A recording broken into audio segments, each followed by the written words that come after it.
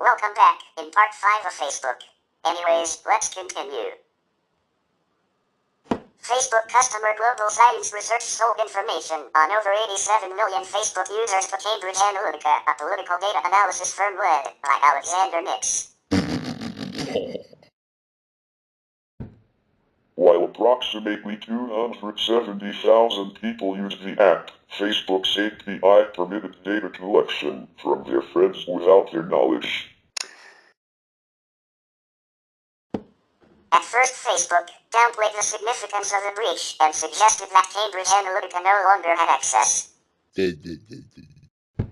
Facebook then issued a statement expressing alarm and suspended Cambridge Analytica. Review of documents and interviews with former Facebook employees suggested that Cambridge Analytica still possessed the data. This was a violation of Facebook's consent decree with the Federal Trade Commission. This violation potentially carried a penalty of $40,000, $50,087 and $2024 per occurrence, totaling trillions of dollars. According to The Guardian, both Facebook and Cambridge Analytica threatened to sue the newspaper if it published the story. After publication, Facebook claimed that it had been lied to. On March 23, 2018, the English High Court granted an application by the Information Commissioner's Office for a warrant to search Cambridge Analytica's London offices,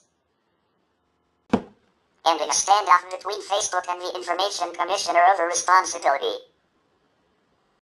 On March 25, Facebook published a statement by Zuckerberg in major UK and US newspapers apologizing over a breach of trust. You may have heard about a quiz app built by a university researcher that leaked Facebook data of millions of people in 2014. This was a breach of trust, and I'm sorry we didn't do more at the time. We're now taking steps to make sure this doesn't happen again. We've already stopped apps like this from getting so much information. Now we're limiting the data apps get when you sign in using Facebook. We're also investigating every single app that had access to large amounts of data before we fixed this. We expect there are others. And when we find them, we will ban them and tell everyone affected. Finally, we'll remind you which apps you've given access to your information so you can shut off the ones you don't want anymore. Thank you for believing in this community. I promise to do better for you. On March 26, the Federal Trade Commission opened an investigation into the matter. The controversy led Facebook to end its partnerships with data brokers who aid advertisers in targeting users. On April 24, 2019, Facebook said it could face a fine between $3 billion, $3.69 billion in 2024 dollars, to $5 billion, $6.15 billion in 2024 dollars, as a result of an investigation by the Federal Trade Commission. On July 24, 2019, the FTC fined Facebook $5 billion, the largest penalty ever imposed on a company for violating consumer privacy. Additionally, Facebook had to implement a new privacy structure, follow a 20-year settlement order, and allow the FTC to monitor Facebook. Whoa! Cambridge Analytica CEO and a developer faced restrictions on future business dealings and were ordered to destroy any personal information they collected. Cambridge Analytica filed for bankruptcy.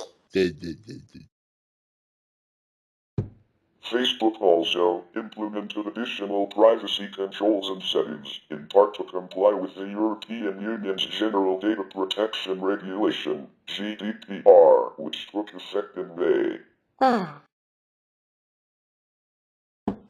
Facebook also ended its active opposition to the California Consumer Privacy Act. Some, such as Meghan McCain, have drawn an equivalence between the use of data by Cambridge Analytica and the Barack Obama's 2012 campaign, which, according to Investors Business Daily, Encouraged supporters to download an November 2012 Facebook app that, when activated, let the campaign collect Facebook data both on users and their friends. Carol Davidson, the Obama for America, OFA, former Director of Integration and Media Analytics, wrote that Facebook was surprised we were able to suck out the whole social graph. But they didn't stop us once they realized that was what we were doing. PolitiFact has rated McCain's statements half-true on the basis that, in Obama's case, direct users knew they were handing over their data to a political campaign, whereas with Cambridge Analytica, users thought they were only taking a personality quiz for academic purposes, and while the Obama campaign only used the data to have their supporters contact their most persuadable friends. Cambridge Analytica targeted users, friends and lookalikes directly with digital ads. In July 2019, cybersecurity researcher Sam Jadali exposed a catastrophic data leak known as data spy involving data provider TaBNWNE and marketing intelligence company Nacho Analytics, NA. Branding itself as the God Mode for the Internet, NA, through TaBNWNE, provided its members access to private Facebook photos and Facebook Messenger attachments including tax returns. Data spy harvested data from millions of Chrome and Firefox users through compromised browser extensions. The NA website stated it collected data from millions of opt-in users. Jadali, along with journalists from Ars Technica and the Washington Post, interviewed impacted users, including a Washington Post staff member. According to the interviews, the impacted users did not consent to such collection. Data spy demonstrated how a compromised user exposed the data of others, including the private photos and messenger attachments belonging to a Facebook user's network of friends. Data spy exploited Facebook's practice of making private photos and messenger attachments publicly accessible via unique URLs. To bolster security in this regard, Facebook appends query strings in the URL so as to limit the period of accessibility. Nevertheless, NA provided real-time access to these unique URLs, which were intended to be secure. This allowed NA members to access the private content within the restricted time frame designated by Facebook. The Washington Post's Jeffrey Fowler, in collaboration with Jadali, opened Fowler's private Facebook photo in a browser with a compromised browser extension. Within minutes, they anonymously retrieved the private photo. To validate this proof of concept, they searched for Fowler's name using NA, which yielded his photo as a search result. In addition, Jadali discovered Fowler's Washington Post colleague, Nick Mortalkalis, was directly impacted by data spy. Jadali's investigation elucidated how data spy disseminated private data to additional third parties, including foreign entities, within minutes of the data being acquired. In doing so, he identified the third parties who were scripting, storing, and potentially enabling the facial recognition of individuals in photos being furnished by data spy. On September 28, 2018, Facebook experienced a major breach in its security, exposing the data of 50 million users. The data breach started in July 2017 and was discovered on September 16. Facebook notified users affected by the exploit and logged them out of their accounts.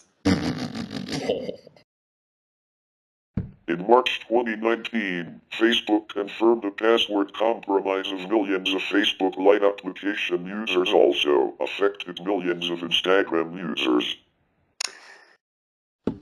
The reason cited was the storage of password as plain text instead of encryption, which could be read by its employees. On December 19, 2019, security researcher Bob Yudchenko discovered a database containing more than 267 million Facebook user IDs, phone numbers, and names that were left exposed on the web for anyone to access without a password or any other authentication.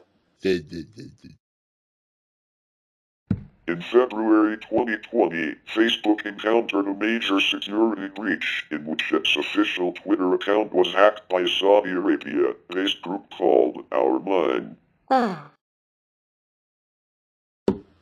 group has a history of actively exposing high-profile social media profiles' vulnerabilities.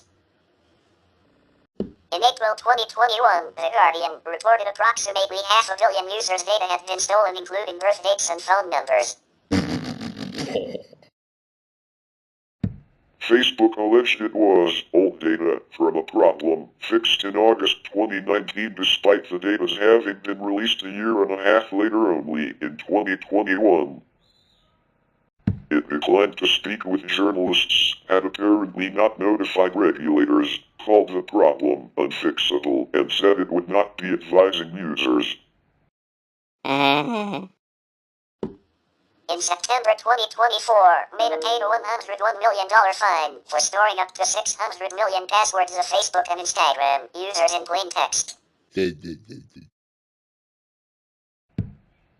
The practice was initially discovered in 2019, though reports indicate passwords were stored in plain text since 2012.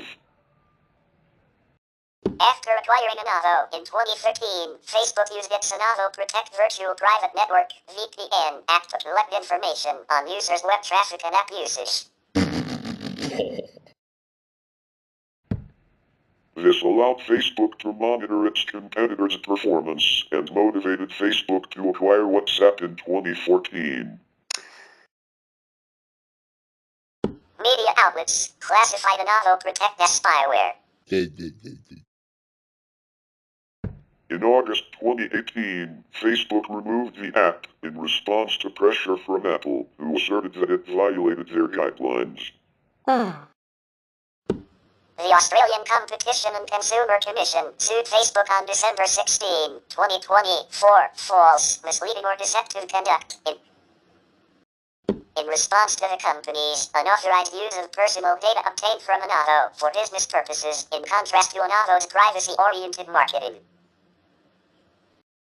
In 2016, Facebook Research launched Project Atlas, offering some users between the ages of 13 and 35 up to $20 per month, $26 in 2024 dollars, in exchange for their personal data, including their app usage, web browsing history, web search history, location history, personal messages, photos, videos, emails, and Amazon order history.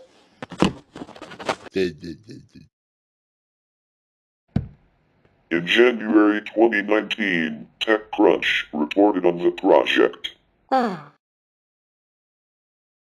This led Apple to temporarily revoke Facebook's Enterprise Developer Program certificates for 1 day, preventing Facebook Research from operating on iOS devices and disabling Facebook's internal iOS apps.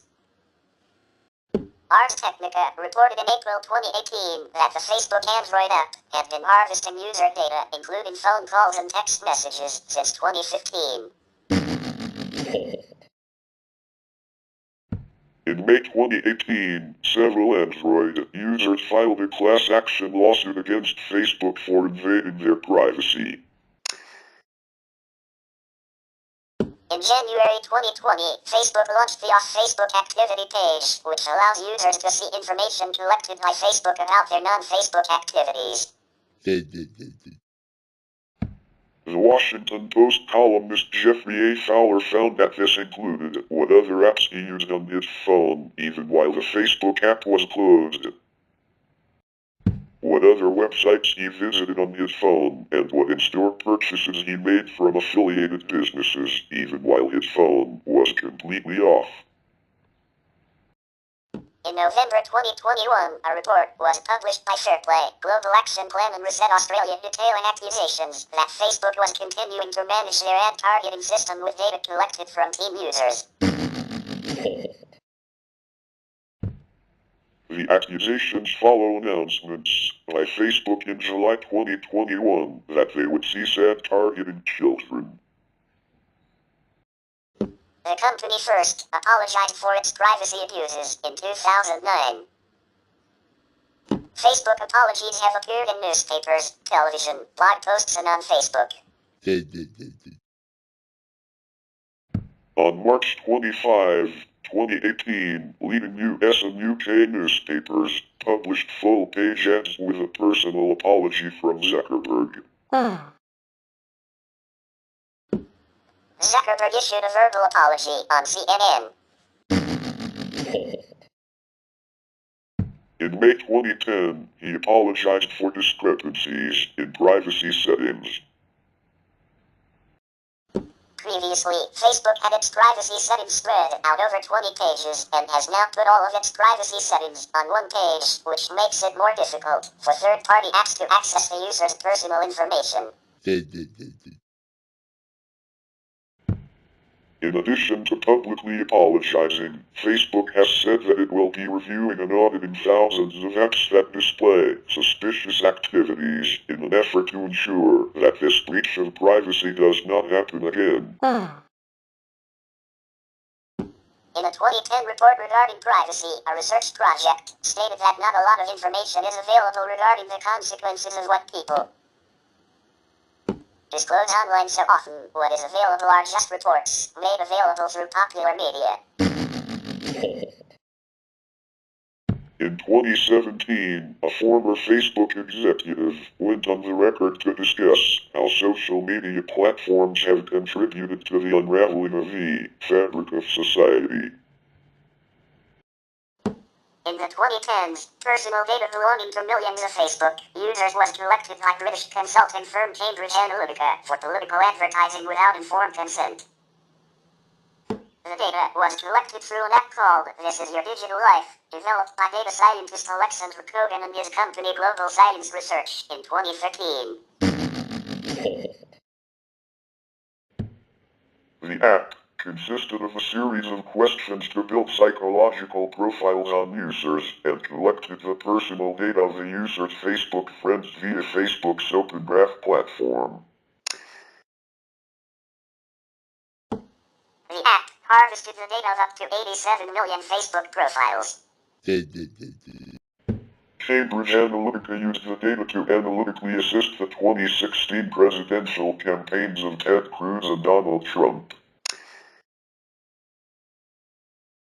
Cambridge Analytica was also widely accused of interfering with the Brexit referendum, although the official investigation recognized that the company was not involved. Beyond some initial inquiries and that no significant breaches took place. In interviews with The Guardian and the New York Times, information about the data misuse was disclosed in March 2018 by Christopher Wiley, a former Cambridge Analytica employee.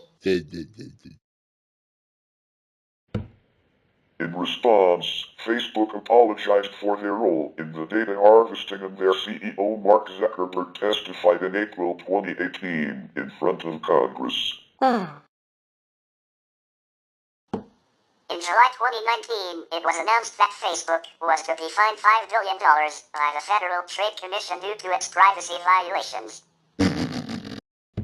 In October 2019, Facebook agreed to pay £500,000 fine to the UK Information Commissioner's Office for exposing the data of its users to a serious risk of harm. In May 2018, Cambridge Analytica filed for Chapter 7 bankruptcy. Other advertising agencies have been implementing various forms of psychological targeting for years on Facebook and patented a similar technology in 2012.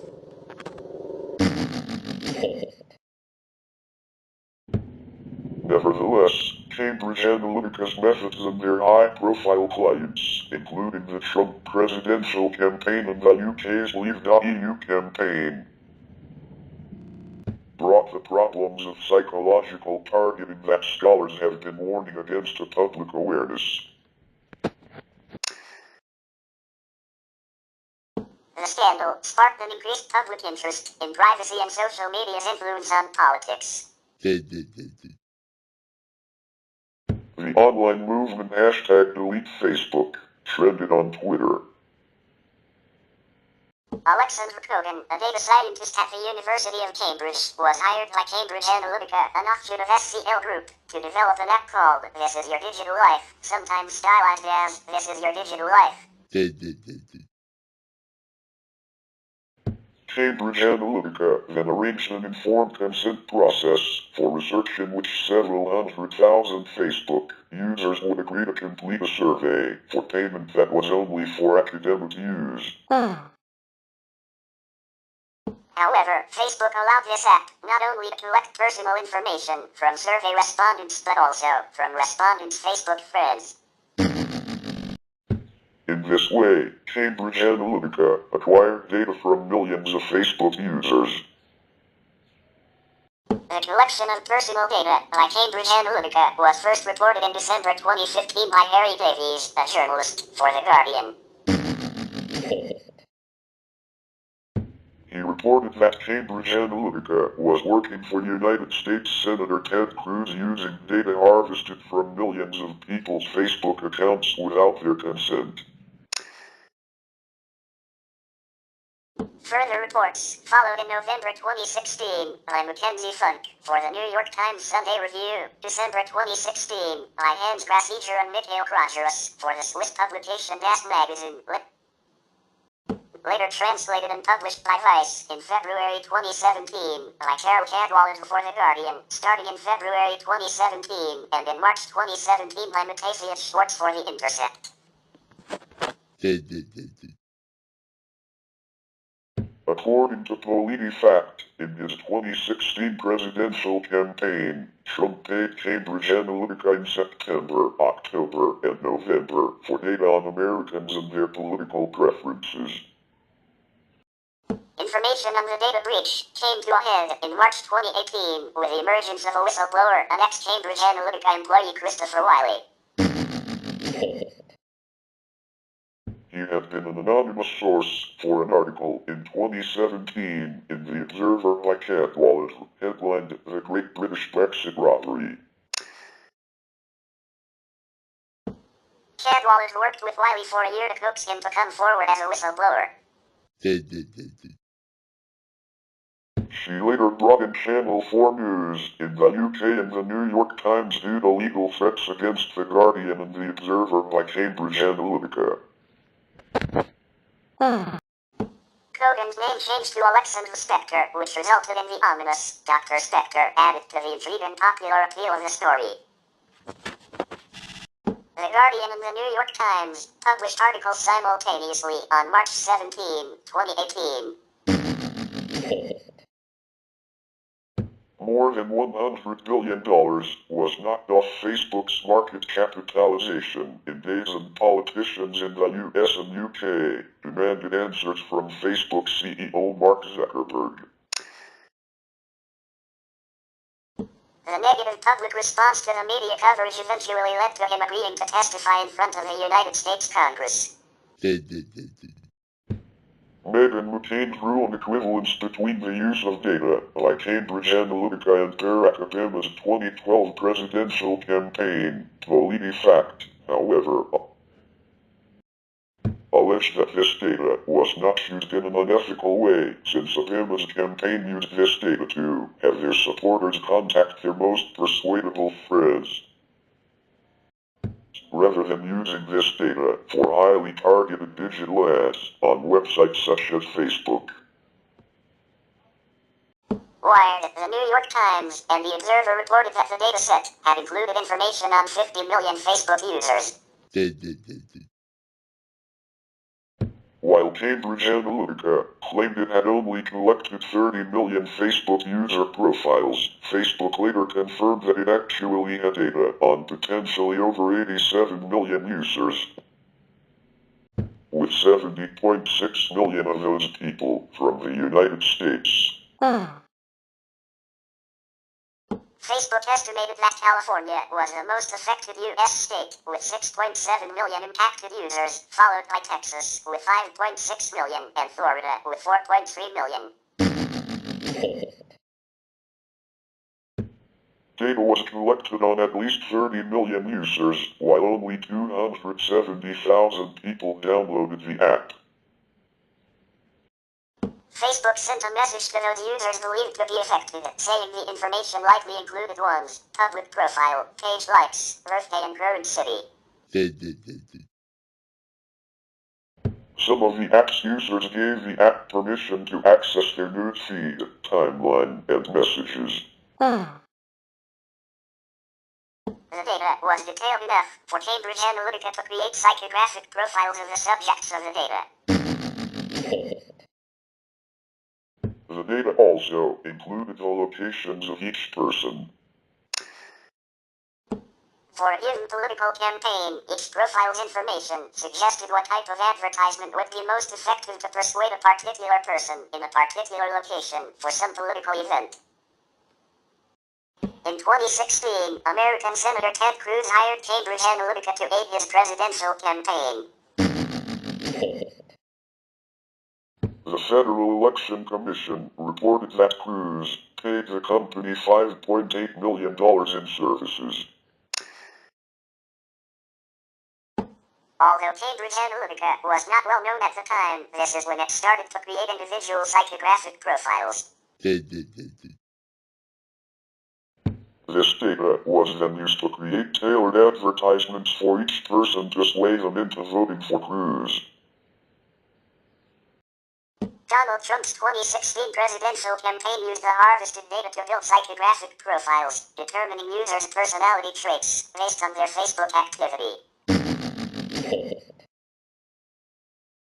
The campaign team used this information as a micro-targeting technique, displaying customized messages about Trump to different U.S. voters on various digital platforms. Ads were segmented into different categories, mainly based on whether individuals were Trump supporters or potential swing votes. As described by Cambridge Analytica CEO, the key was to identify those who might be enticed to vote for their client or be discouraged to vote for their opponent. Supporters of Trump received triumphant visuals of him, as well as information regarding polling stations. Swing voters were instead often shown images of Trump's more notable supporters and negative graphics or ideas about his opponent, Hillary Clinton.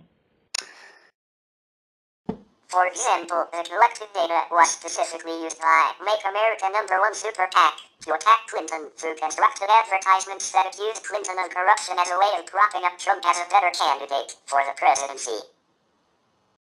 However, a former Cambridge Analytica employee, Brittany Kaiser, was asked, is it absolutely proven that the Trump campaign relied on the data that had been illicitly obtained from Facebook? She responded, it has not been proven, because the difficult thing about proving a situation like that is that you need to do a forensic analysis of the database. In the Caribbean country of Trinidad and Tobago, the majority of the population is subdivided into two groups, those of South Asian and African origin. The South Asian population constitutes the largest ethnic group in the country, approximately 35.4%.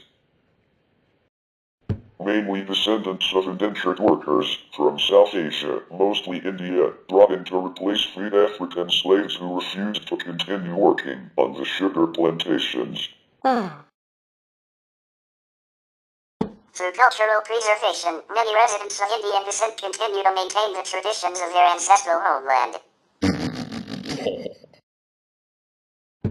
On the other hand, the African population constitutes the second largest ethnic group in the country, with approximately 34.2% of the population identifying themselves as of African descent.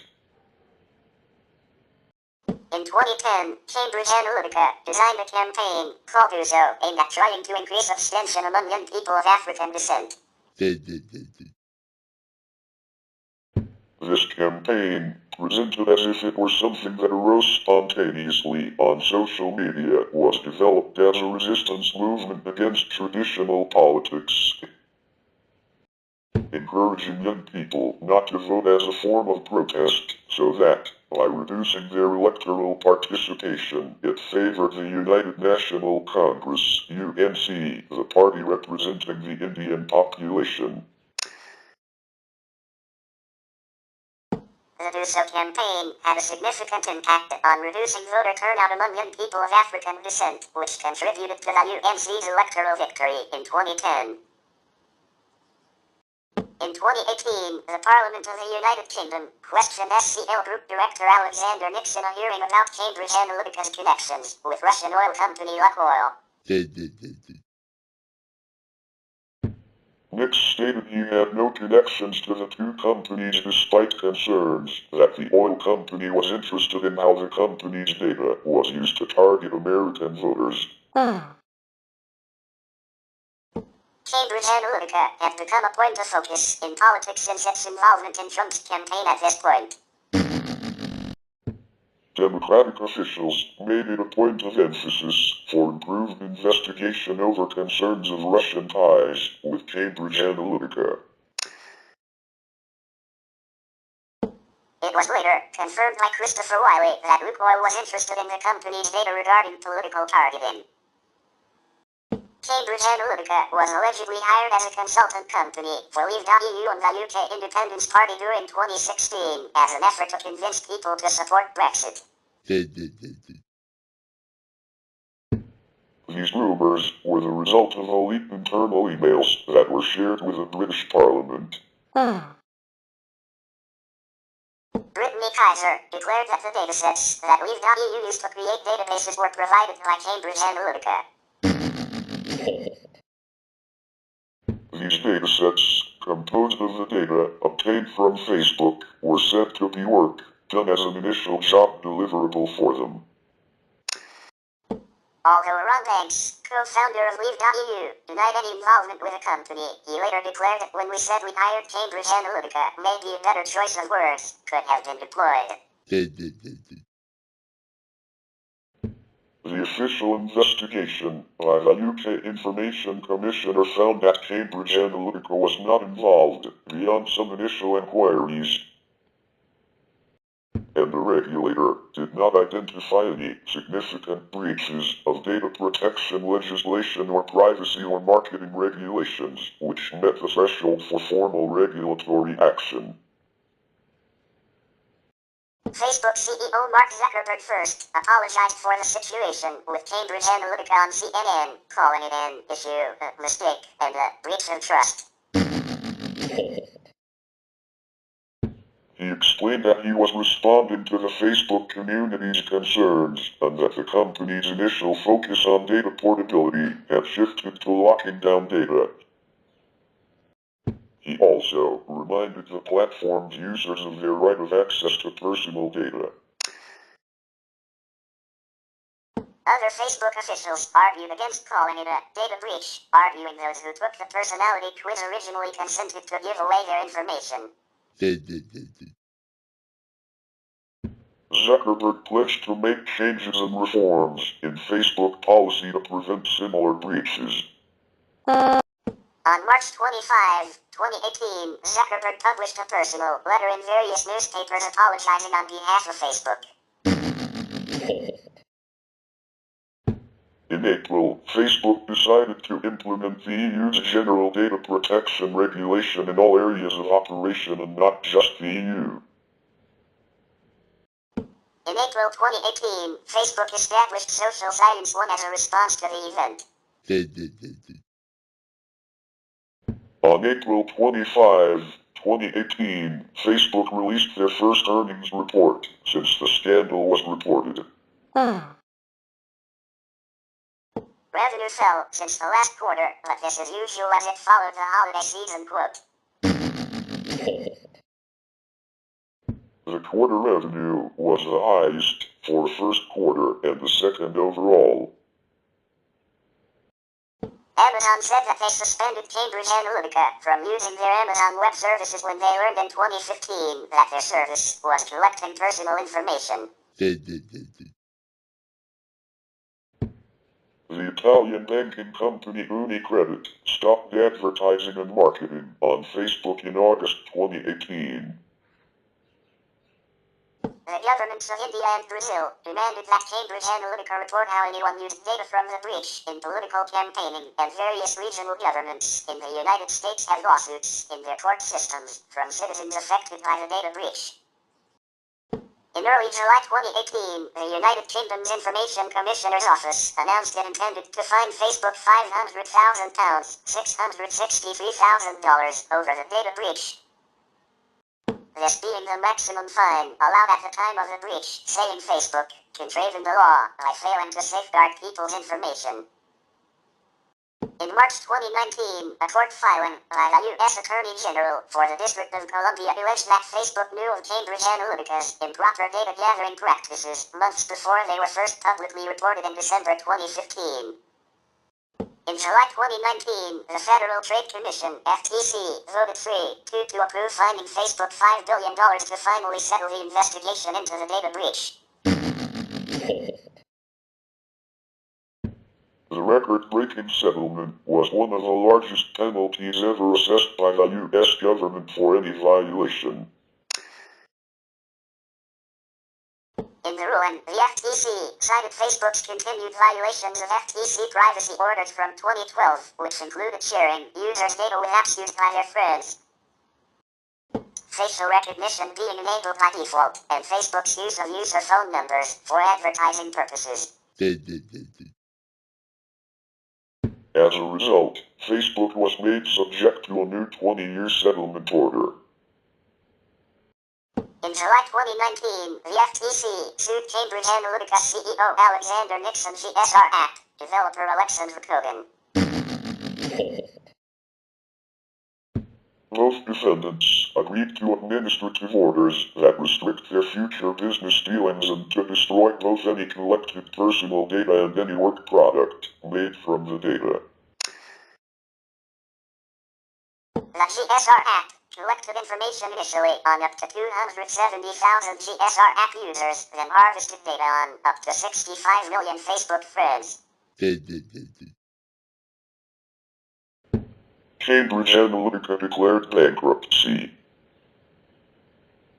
Again, in July 2019, Facebook has agreed to pay $100 million to settle with the U.S. Securities and Exchange Commission for misleading investors about the risks it faced from misuse of user data.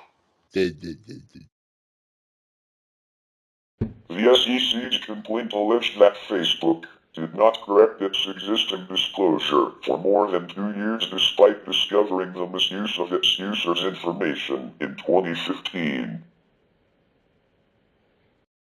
Since April 2018, the first full month since the breaking of the Cambridge Analytica data breach, the number of likes, posts and shares on the site had decreased by almost 20% and has decreased ever since, with the aforementioned activity only momentarily increasing during the summer and during the 2018 U.S. midterm elections. Despite this, user growth of the site has risen in the period since increased media coverage, increasing by 1.8% during the final quarter of 2018. On March 26, 2018, a little after a week after the story was initially published, Facebook stock fell by about 24%, equivalent to $134 billion. On May 10, Wall Street reported that the company recovered their losses.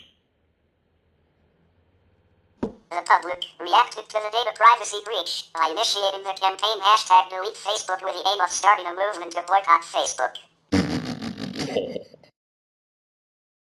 The co-founder of WhatsApp, which is owned by Facebook, joined in on the movement by declaring it was time to delete the platform. The hashtag was tweeted almost 400,000 times on Twitter within a 30-day period after news of the data breach. 93% of the mentions of the hashtag actually appeared on Twitter, making it the main social media platform used to share the hashtag. However, a survey by investment firm Raymond James found that although approximately 84% of Facebook users were concerned about how the app used their data, about 48% of those surveyed claimed they wouldn't actually cut back on their usage of the social media network. Additionally, in 2018, Mark Zuckerberg commented that he didn't think the company had seen a meaningful number of people act on deleting Facebook. An additional campaign and hashtag own your data, was coined by Brittany Kaiser. The hashtag was created by Kaiser as a Facebook campaign that pushed for increased transparency on the platform. Hashtag own your data was also used in Kaiser's petition for Facebook to alter their policies and give users increased power and control over their data, which he refers to as users' assets and property. In addition to the hashtag, Kaiser also created the Own Your Data Foundation to promote increased digital intelligence education. The Facebook Cambridge Analytica data scandal also received media coverage in the form of a 2019 Netflix documentary, The Great Hack. This is the first feature-length media piece that ties together the various elements of the scandal through a narrative. The documentary provides information on the background information and events related to Cambridge Analytica, Facebook, and the 2016 election that resulted in the overall data scandal. The Great Hack communicates the experiences and personal journeys of multiple individuals that were involved in the event in different ways and through different relationships. These individuals include David Carroll, Brittany Kaiser, and more. David Carroll is a New York professor in the field of media that attempted to navigate the legal system in order to discover what data Cambridge Analytica had in possession about him. Meanwhile, Brittany Kaiser is a former Cambridge Analytica employee that ultimately became a whistleblower for the data scandal.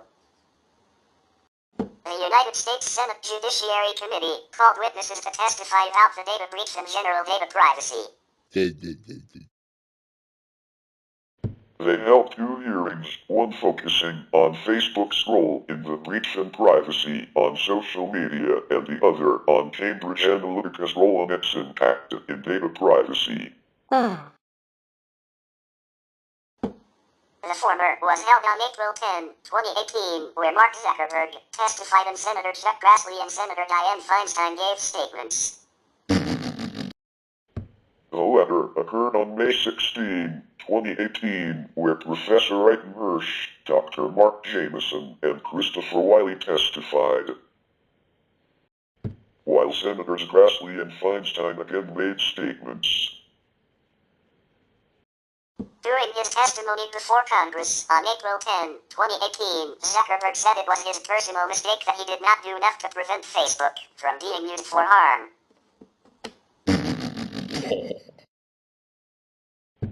That goes for fake news, foreign interference in elections, and hate speech. During the testimony, Mark Zuckerberg publicly apologized for the breach of private data. It was my mistake, and I'm sorry. I started Facebook, I run it, and I'm responsible for what happens here.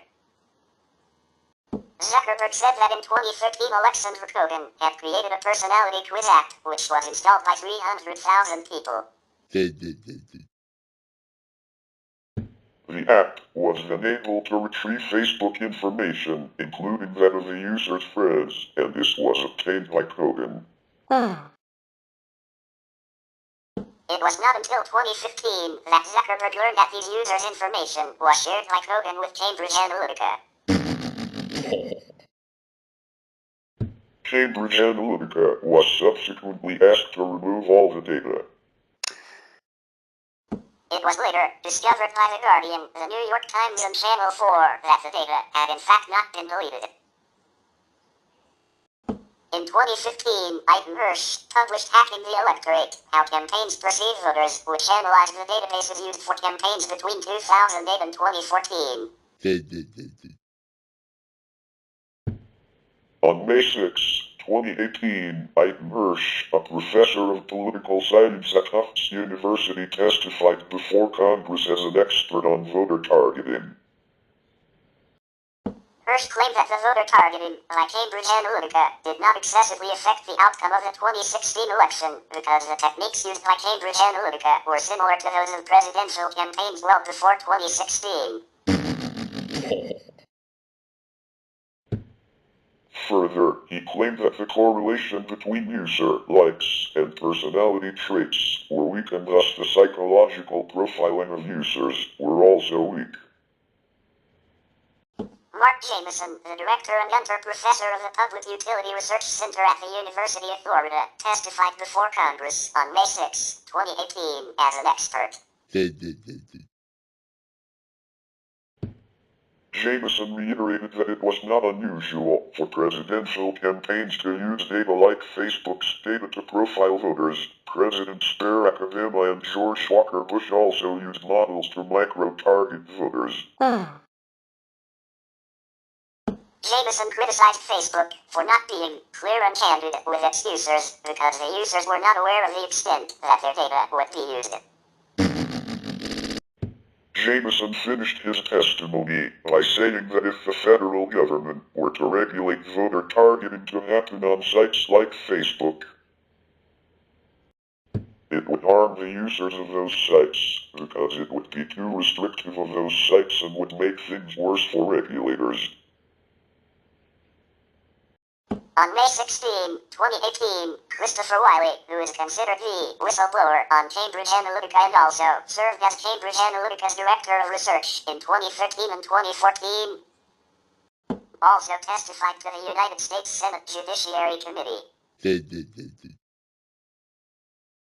He was considered a witness to both British and American authorities, and he claims he decided to whistleblow to protect democratic institutions from rogue actors and hostile foreign interference, as well as ensure the safety of Americans online. He claimed that at Cambridge Analytica anything goes, and that Cambridge Analytica was a corrupting force in the world. He detailed to Congress how Cambridge Analytica used Facebook's data to categorize people into groups based on political ideology.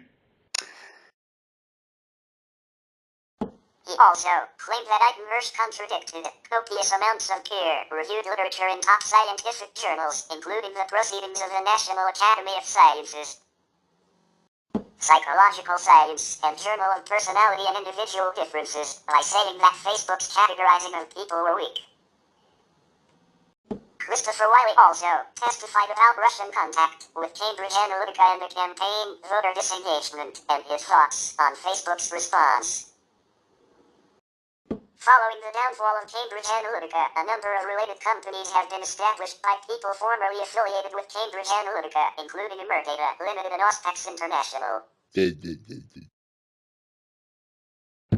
At first, Julian Wheatland, the former CEO of Cambridge Analytica and former director of many SCL-connected firms, stated that they did not plan on re-establishing the two companies.